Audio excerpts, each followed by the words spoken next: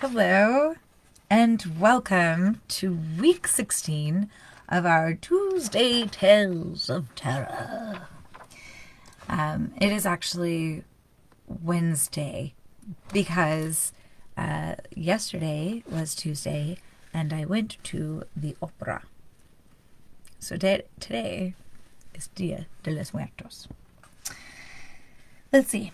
We finished Ray Bradbury's Halloween Tree, and so we're going to jump right back into Edgar Allan Poe because the original mission was to read the stories of Edgar Allan Poe because I have never read them all. So that was the original goal. I say we read. Oh, that sounds fun. Let's read Never Bet the Devil Your Head. Snacks out of the way. If you want to grab your snacks, now of course would be the time. This isn't bothering me, but when I look at it, it looks crooked in the camera, and that is bothering me. Okay, anyway. Focus, Collie. Wow. It looks like I misplaced my handy dandy magic pencil. Tragedy is afoot. Okay, well, we're just going to adapt and overcome. Oh my god! Jeez. I feel like I've been off all night. Okay, we're here. We're doing things. This isn't very stable.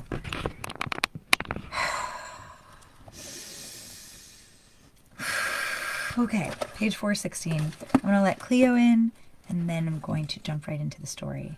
And we're going to pretend that none of this happened.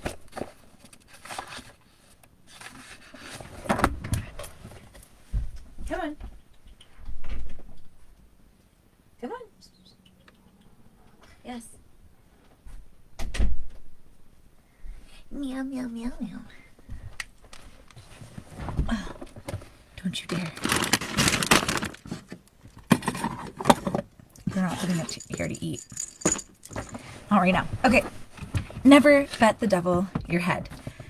A tale with a moral. Con tal que las costumbres de un autor, says Don Thomas de las Torres in the preface to his amatory poems,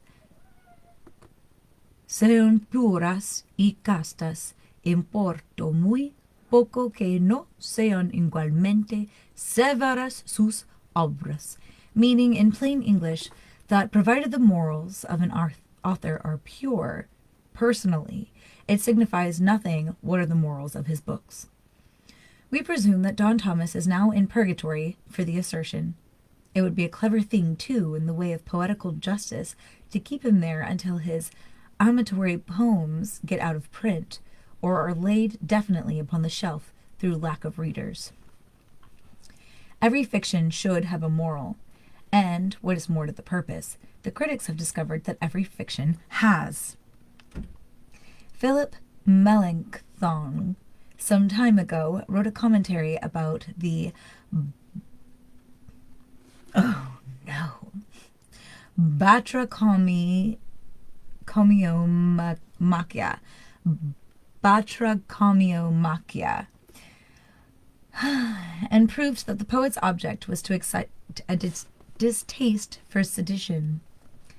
Pierre Lassaigne, going a step farther, shows that the intention was to recommend to young men temperance in eating and drinking. Just so, too, Jacobus Hugo has satisfied himself that by Eunice, Homer meant to insinuate John Calvin, by Antonius, Martin Luther, by the Lotophagi, Protestants in general, and by the Harpies, the Dutch. Our more modern scholiasts are equally acute. These fellows demonstrate a hidden meaning in the Antediluvians, a parable in Powhatan, new views in Cock Robin, and transcendentalism in Hop o' My Thumb. In short, it has been shown that no man can sit down to write without a very profound design. Thus, to authors in general, much trouble is spared. A novelist, for example, need have no care of his moral. It is there.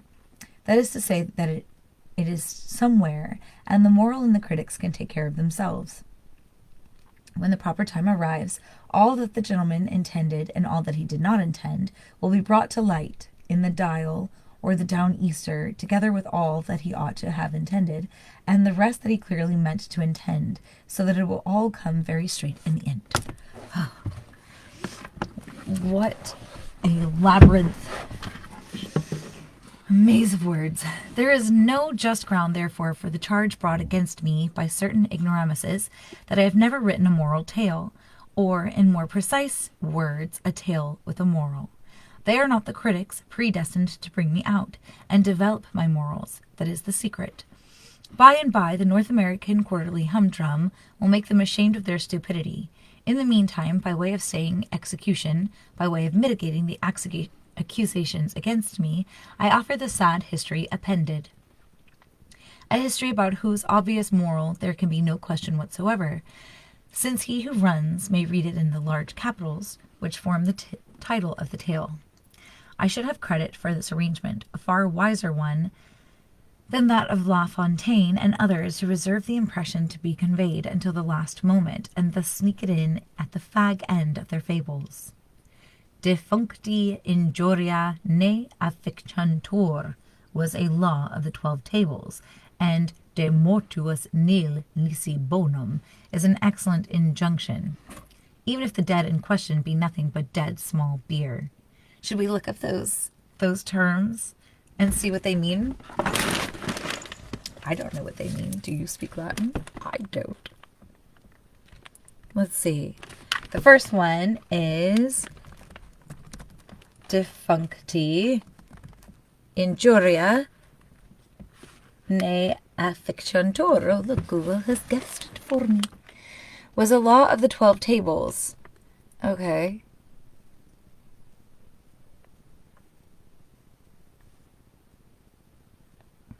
That's what is meaning of 12 tables? Was a set of laws inscribed on 12 bronze tablets created in ancient Rome. They were the beginning of a new approach to laws which were now passed by government and written down so that all citizens might be treated equally before them.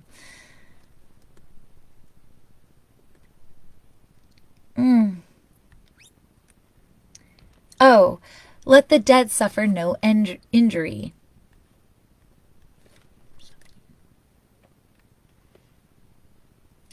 De mortuis nil nisi bonum.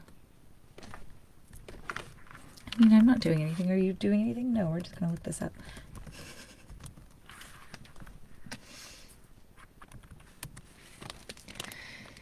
Of the dead, nothing but good. Interesting.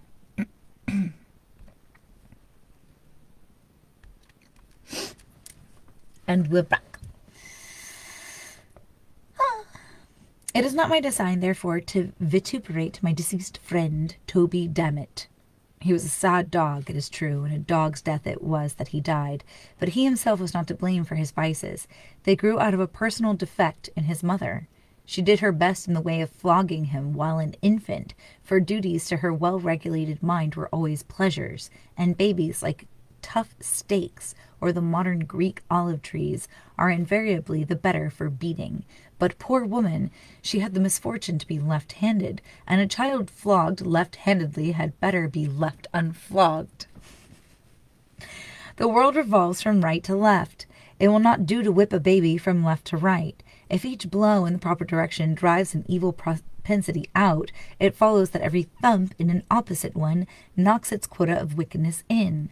I was often present at Toby's chastisements, and even by the way in which he kicked, I could perceive that he was getting worse and worse every day. At last I saw, through the tears in my eyes, that there was no hope of the villain at all, and one day when he had been cuffed until he grew so black in the face that one might have mistaken him for a little African, and no effect had been produced beyond that of making him wriggle himself into a fit, I could stand it no longer, but went down upon my knees forthwith, and uplifting my voice, made prophecy of his ruin. The fact is that his precocity in vice was awful. At 5 months of age, he used to get into such passions that he was unable to articulate. At 6 months, I caught him gnawing a pack of cards. At 7 months, he was in the constant habit of catching and kissing the female babies. I'm sorry, what? At 8 months, he peremptorily refused to put his signature to the temperance pledge. Then he went on increasing in iniquity month after month, until at the close of the first year, he not only insisted upon wearing mustaches, but had contracted a propensity for cursing and swearing, and for backing his assertions by bets. Oh my goodness. He sounds like a character. Through this latter, most ungentlemanly practice, betting, the ruin which I had predicted to Toby Dammit overtook him at last. The fashion had grown with his growth and strengthened with his strength, so that when he came to be a man, he could scarcely utter a sentence without interlarding it with a proposition to gamble. Not that he actually laid wagers, no. I will do my friend the justice to say that he would as soon have laid eggs. With him the thing was a mere formula, nothing more. His expressions on this head had no meaning attached to them whatever. They were simple, if not altogether innocent expletives, imaginative phrases wherewith to round off a sentence. When he said, "I'll bet you so-and-so," nobody ever thought of taking him up. But still I could not help thinking it my duty to put him down. The habit was an immoral one, and so I told him. It was a vulgar one. This I begged him to believe. It was discountenanced by society. Here I said nothing but the truth. It was forbidden by acts of Congress. Here I had not the slightest intention of telling a lie. I remonstrated, but to no purpose. I demonstrated in vain. I entreated. He smiled. I implored. He laughed. I preached. He sneered. I threatened. He swore. I kicked him. He called for the police. I pulled his nose. He blew it, and offered to bet the devil his head that I would not venture to try that experiment again. Poverty was another vice which the peculiar physical deficiency of Dammit's mother had entailed upon her son. He was detestably poor, and this was the reason, no doubt, that his expletive expressions about betting seldom took a pecuniary turn.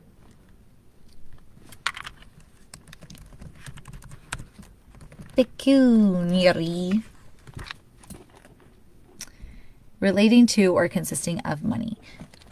That makes sense. I will not be bound to say that I ever heard him make use of such figure of speech as, "I'll bet you $1."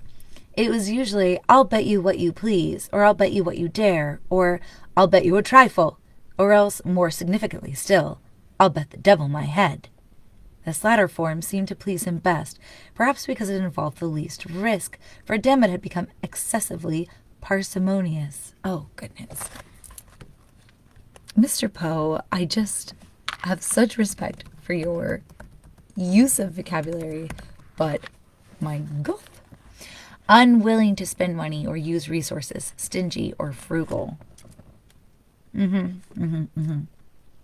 Excessively parsimonious. Had anyone taken him up, his head was small, and thus his loss would have been small too. But these are my own reflections, and I am by no means sure that I am right in attributing them to him.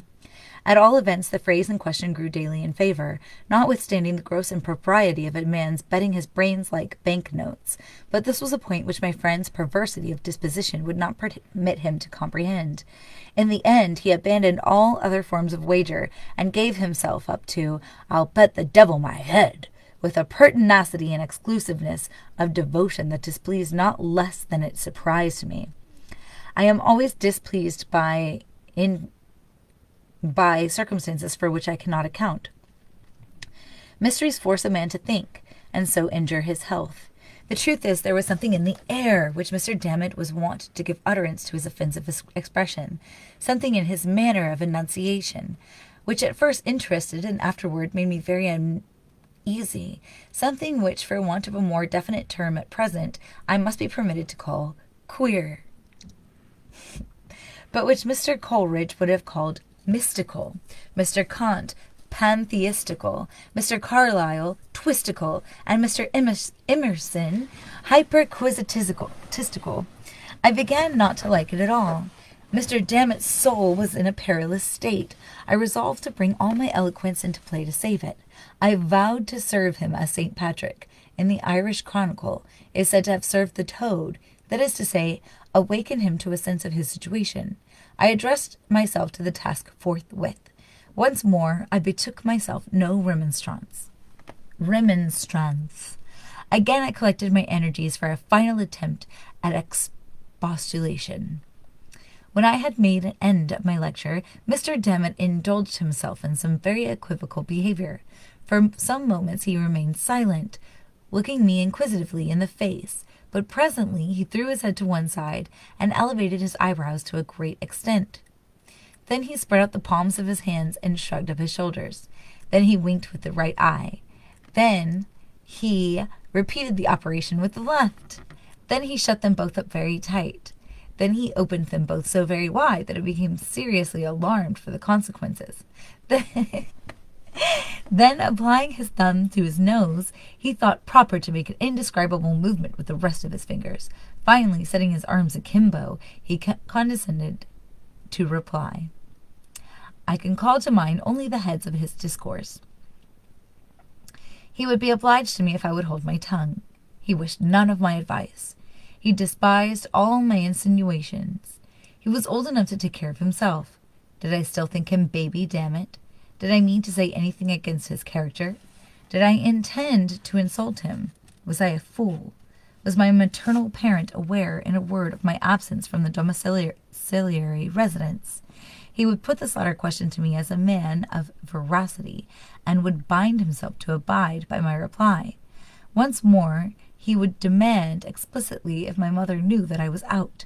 My confusion, he said, betrayed me, and he would be willing to bet the devil his head that she did not. Mr. Dammit did not pause for my rejoinder. Turning upon his heel, he left my presence with the undignified precipitation. It was well for him that he did so. My feelings had been wounded. Even my anger had been aroused. For once I would have taken him upon his insulting wager. I would have won for the arch enemy Mr. Dammit's little head. For the fact is, my mamma was very well aware of my merely temporary absence from home. But coda shefa midhid, heaven gives relief, as the Mussulmans say when you tread upon their toes. It was in pursuance of my duty that I had been insulted, and I bore the insult like a man. It now seemed to me, however, that I had done all that could be required of me. The case of this miserable individual and I resolved to trouble him no longer with my counsel, but to leave him to his conscience and himself. But although I forbore to intrude with my advice, I could not bring myself to give up his society altogether. I even went so far as to humor some of his less reprehensible propensities, and there were times when I found myself laughing in his wicked jokes, as epicures do a mustard, with tears in my eyes. So profoundly did it grieve me to hear his evil talk. One fine day, having strolled out together arm in arm, our route led us in the wrong direction, in the direction of a river. There was a bridge, and we resolved to cross it. It was roofed over by way of protection from the weather, and the archway, having but few windows, was thus very uncomfortably dark. As we entered the passage, the contrast between the external glare and the interior gloom struck heavily upon my spirits. Not so upon those of the unhappy Dammit, who offered to bet the devil his head that I was hit. He seemed to be in unusual good humor. He was excessively lively, so much so that I entertained I know not what of uneasy suspicion. It is not impossible that he was affected with the transcendentals. I am not well enough versed, however, in the diagnosis of this disease to speak with decision upon the point, and unhappily there were none of my friends at the dial present. I suggested the idea, nevertheless, because of a certain species of austere, merry Andrewism, which seemed to beset my poor friend, and caused him to make quite a tomfool of himself. Nothing would serve him but wriggling and skipping about under and over everything that came in his way, now shouting out, and now lisping out all manner of odd little and big words, yet preserving the gravest face in the world all the time. I really could not make up my mind whether to kick or to pity him. At length, having passed nearly across the bridge, we approached the termination of the footway, where our progress was impeded by a turnstile of some height. Through this I made my way quietly, pushing it around as usual, but this turn would not serve the turn of Mr. Dammit. He insisted upon leaping the stile and said he could not cut a pigeon wing over it in the air. Now this, conscientiously speaking, I did not think he could do. The best pigeon winger over all kinds of style was my friend Mr. Carlyle, and as I knew he could not do it, I would not believe that it could be done by Toby Dammit. I therefore told him, in so many words, that he was a braggadocio, and could not do what he said. For this I had reason to be sorry afterwards, for he straightway offered to bet the devil his head that he could. Okay. I was about to reply, notwithstanding my previous resolutions, with some remonstrance against his impiety, when I heard close at my elbow a slight cough, which sounded very much like the ejaculation, "Ahem." I turned and looked about me in surprise. My glance at length fell into a nook of the framework of the bridge, and upon the figure of a little lame old gentleman of venerable aspect. Nothing could be more reverend than his whole appearance, for he not only had on full suit of black, but his shirt was perfectly clean, and the collar turned very neatly drawn over a white cravat, while his hair was parted in front like a girl's. His hands were clasped pensively together over his stomach, and his two eyes were carefully rolled up into the top of his head.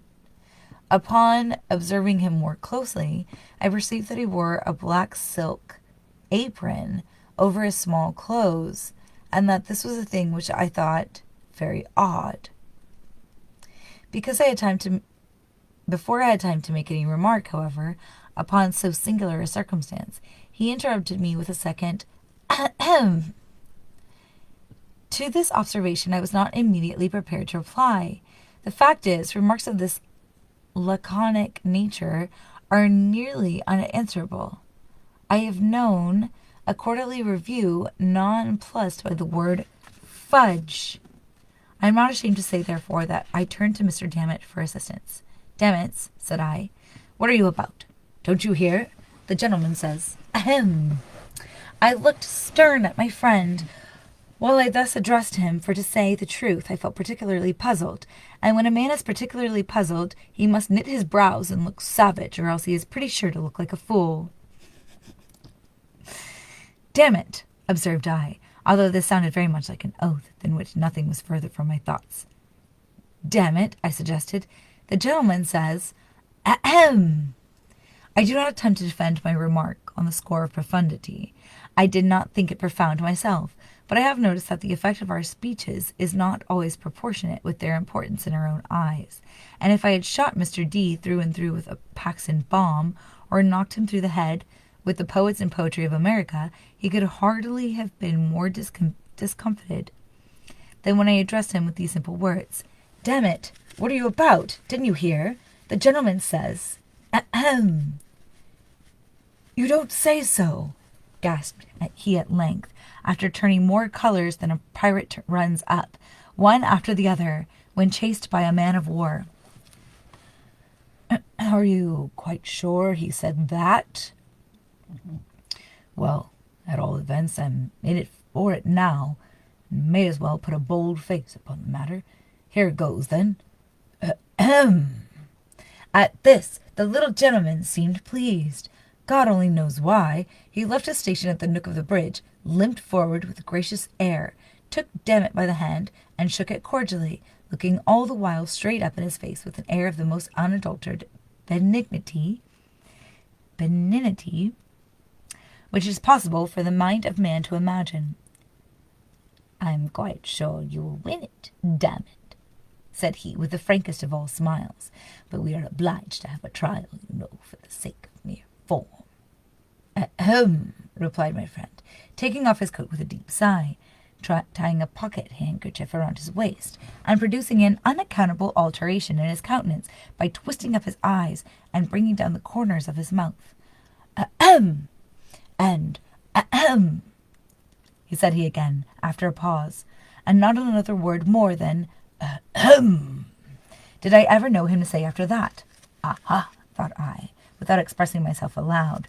"That's quite a remarkable silence on the part of Toby Dammit, and this is no doubt a consequence of his verbosity upon a previous occasion. One extreme induces another.